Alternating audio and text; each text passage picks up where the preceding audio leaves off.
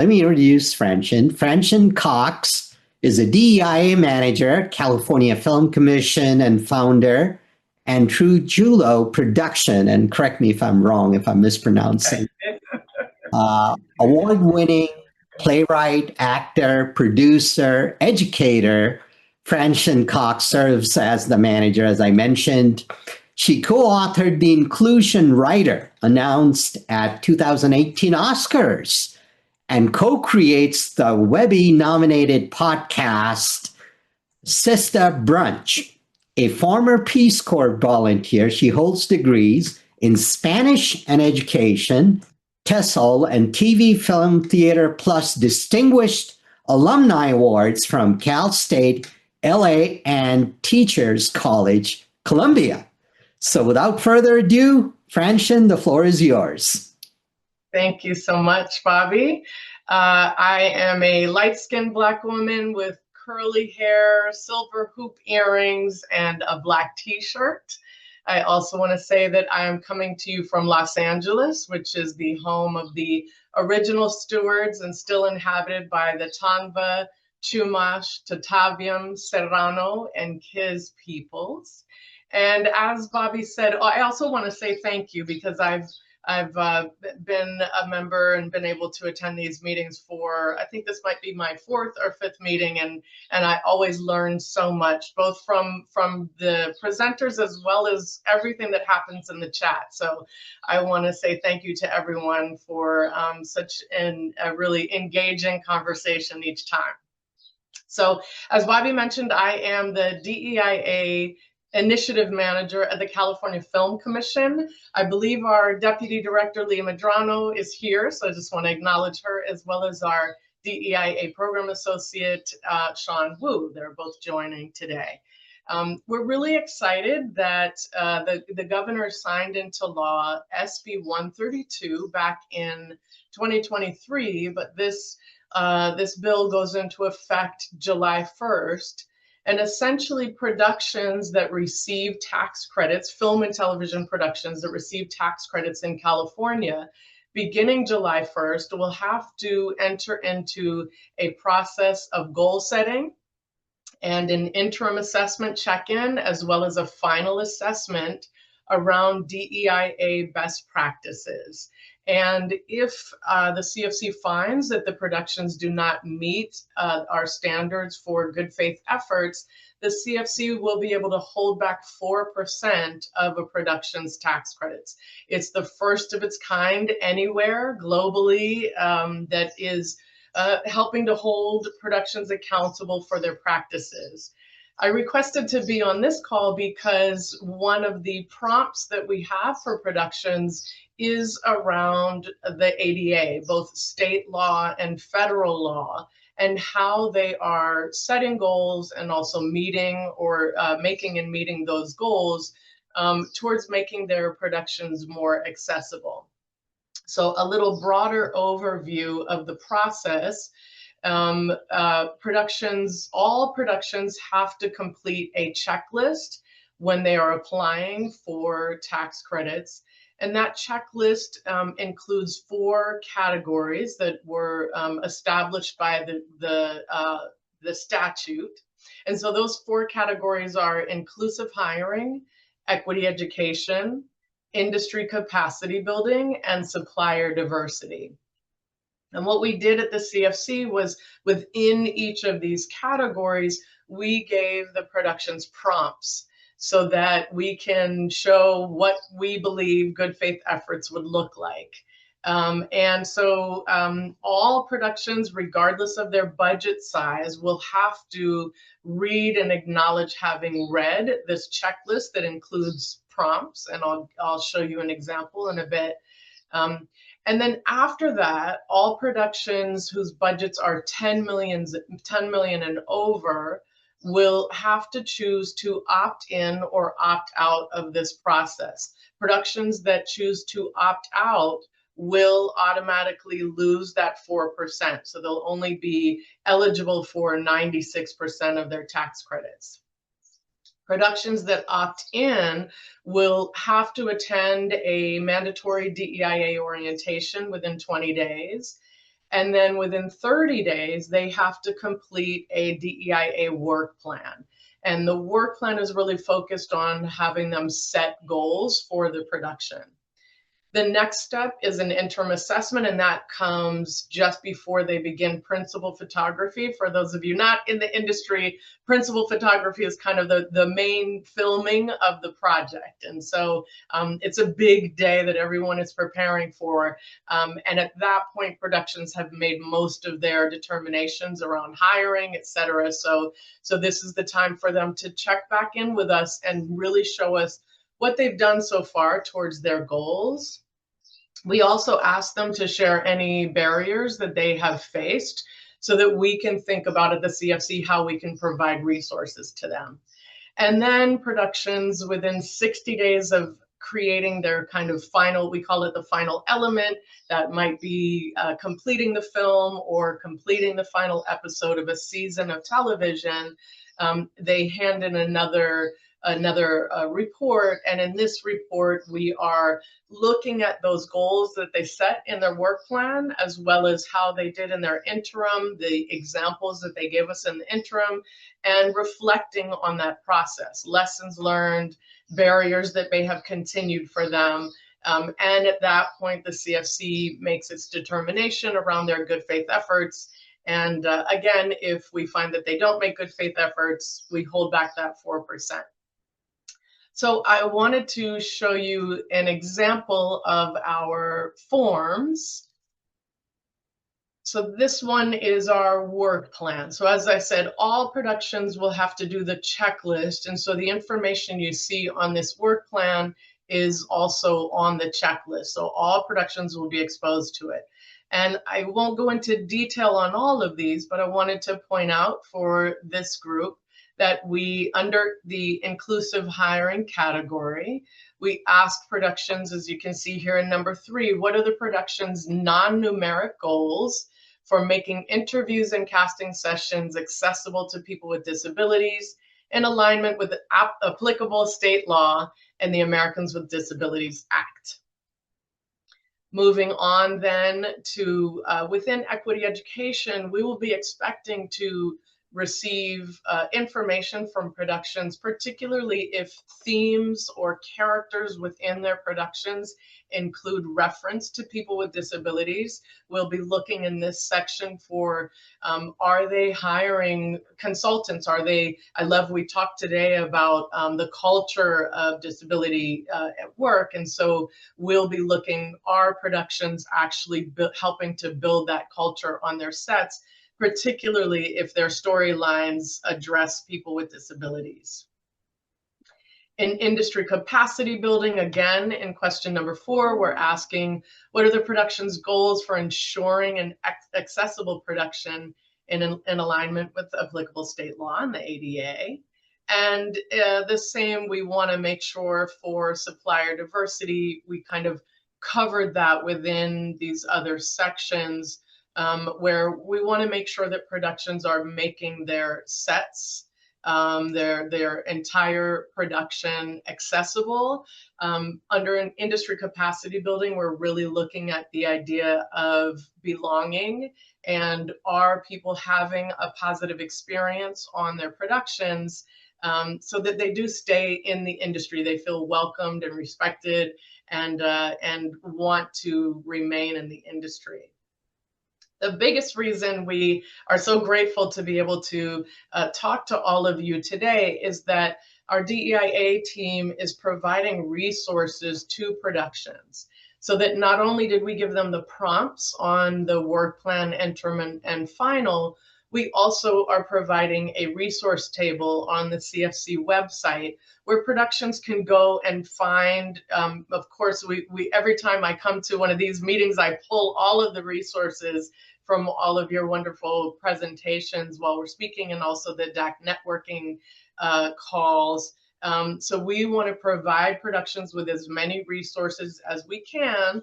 One, so they can't say they didn't know how to do it, right? That we know we've given them those resources. We can really determine whether they've made good faith efforts, knowing the resources we've given them, but also so that they know you. so that they know that you exist and that you are available, whether or not they're doing this process with the CFC, that they know about you. So that's my presentation, and I encourage in the chat, as well as any questions you have, but also encourage you to send us any resources you would like us to make sure we include. Thank you so much. Really appreciate learning a lot about what you just said about your entity. One question that was posted in chat: will these productions require audio description as part of DEIA best practices? I love that question. So one thing, unfortunately, we can't do is require productions to do anything. Part of that is because of the Prop 209 and affirmative action being illegal in California. So what we can measure them on are their efforts.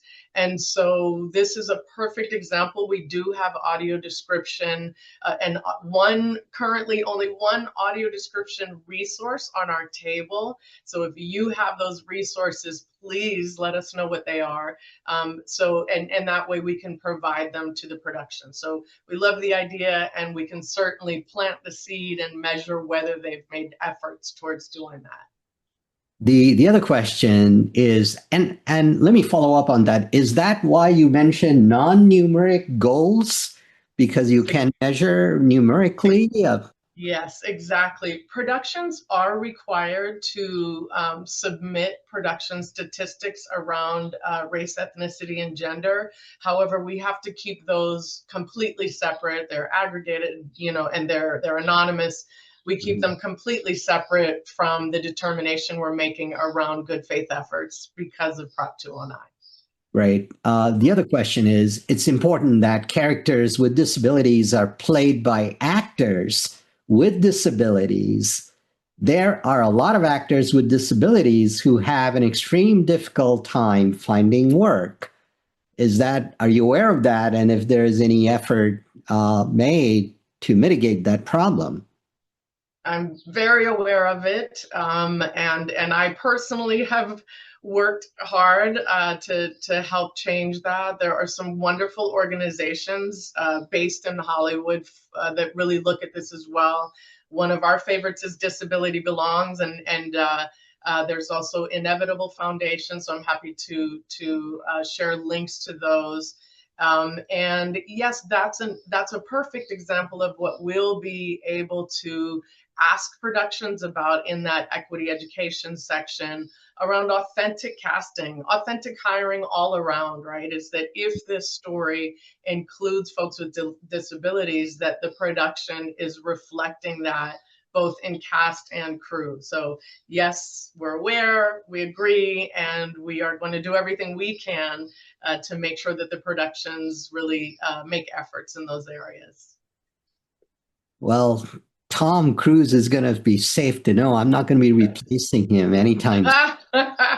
I think you could, Bobby. Personally, you have my vote to do that. You're too kind. Anyway, do we have any other questions for Fanshen? Just using that to piggyback off of the prior question about the people with disabilities playing by actors. So are there any points of data as far as maybe percentages or otherwise that point out how many?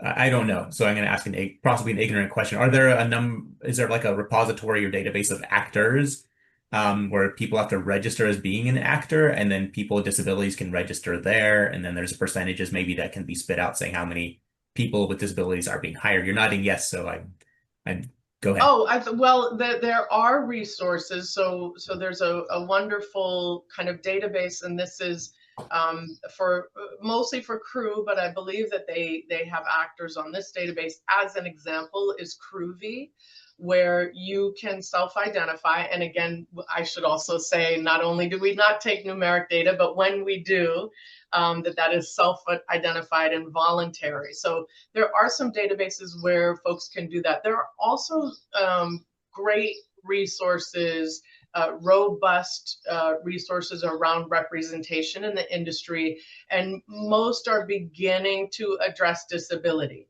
I probably don't have to tell you on this call, unfortunately, disability as well as Indigenous peoples were not part of even the analysis, even those of us who are kind of looking at representation of the industry for a long time. But now there are a lot of robust studies. So there are some out of USC, Annenberg Inclusion Initiative, UCLA. Those are kind of our two top and kind of most, I think they have the most longitudinal data around people with disabilities, but they can do better as well. And so, but I don't have those numbers, Alex, unfortunately, and I don't think they're looking at that yet. We're currently looking a lot at just representation or the lack thereof of people with disabilities. One quick question I want to ask you, and from the chat, has there been any pushback from productions, suppliers, or maybe even actors to not provide the work plan or other requested information because of the anti-DEI sentiment of the current federal administration? If so, how are you working around that? It's asked by TJ. Excellent question, TJ. Great question, TJ. So we are, just like everyone here, a state agency. We are regulated by the state and paid for by the state. So we are moving forward full steam ahead with SB 132 on July 1st. Some of you may know that the governor has proposed increasing the tax credits. And therefore the regulations have been opened back up, and there will be some changes to the regulations.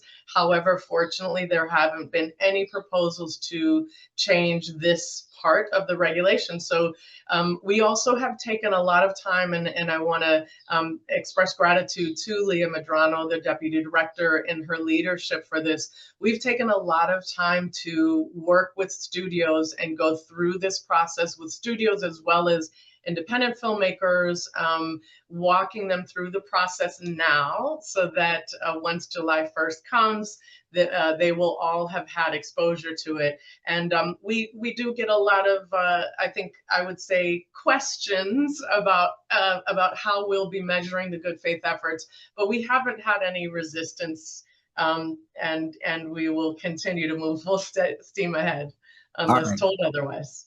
Thank you. I'm going to present the last question by Carrie. You have your hand up, so please go ahead. Just a really quick question, and just because I always want more, why only 4%?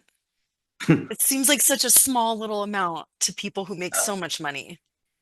Yes, taking off my government employee hat, I agree. And putting it back on, I will say that it's the first of its kind, so I can imagine that it was quite the heavy lift to get here.